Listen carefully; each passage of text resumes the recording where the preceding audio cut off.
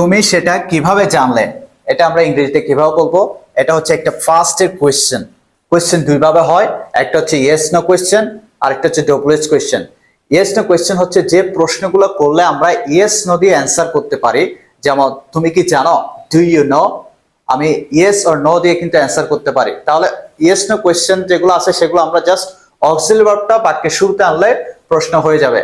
আর যে প্রশ্ন করলে ইয়েস নো দিয়ে অ্যান্সার করা যায় না, সেটাতে আমাদের ডব্লিউএইচ ওয়ার্ড ব্যবহার করতে হয়। তাহলে এই প্রশ্নটা আমরা পড়ি, তুমি সেটা কিভাবে জানলে। তো এটাকে আমরা ইয়েস নো দিয়ে অ্যান্সার করতে পারছি না, এখানে আমাদের ডব্লিউএইচ ওয়ার্ড আনতে হবে। সো এখানে ডব্লিউএইচ ওয়ার্ড হচ্ছে কিভাবে। কিভাবে দ্যাট মিন্স হাউ। ওকে, আমি ডব্লিউএইচ ওয়ার্ড লিখে ফেলেছি। এরপরে যেহেতু বাক্যটা ফার্স্টের কোয়েশ্চেনের সব সময় ডব্লিউএইচ ওয়ার্ডের পরে ডিড আনতে হবে। কি আনতে হবে? Did. So how did. Present হলে ডু ডাস, ফার্স্ট হলে সবার সাথে ডিড। হাউ ডিড, এরপর সাবজেক্ট হচ্ছে তুমি।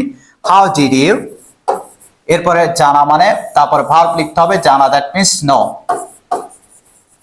হাউ ডিড ইউ নো, সেটা that. How did you know that. একটা বিষয় মনে রাখবো, যখন আমরা ফার্স্টে ডিড ইউজ করব, ভার্বটা ফার্স্ট করব না, ভার্বটা বি1 প্রেজেন্ট ফর্ম হয়ে যাবে। ডিড ইউজ করলে ভার্বটা প্রেজেন্ট হয়ে যাবে। Okay, how did you know that, তুমি সেটা কিভাবে জানলে। এটা দিয়ে আমরা অসংখ্য বাক্য তৈরি করতে পারি। তুমি সেটা কিভাবে করলে, how did you do that. তুমি সেখানে কিভাবে গেলে, how did you go there, এখানে দেয়ার ব্যবহার করব। তুমি সেটা কিভাবে শুনলে, how did you hear that. ঠিক আছে, তুমি সেটা কিভাবে দেখলে, how did you see that.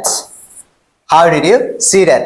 Just আমরা ভার্বটা বসালেই কিন্তু অসংখ্য বাক্য আমরা তৈরি করতে পারি। So let's practice this way to be fluent in English. আসসালামু আলাইকুম।